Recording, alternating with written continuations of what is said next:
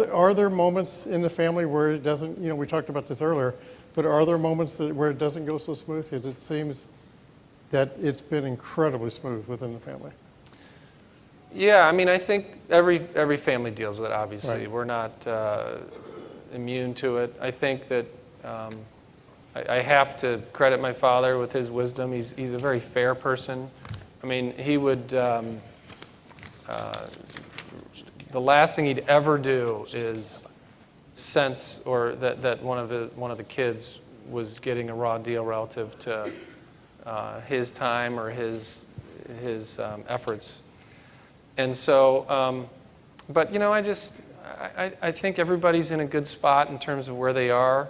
I mentioned that Dan Good's coming on with some project-based stuff, and I'm looking forward to working with Dan. He's a great guy, and I think part of it is people just realizing that their roles are kind of where they want them to be. It is a big organization, and if my brother came to me tomorrow and said, I want to do something or he'd probably go to my dad, but I'm sure I'd be in the conversation.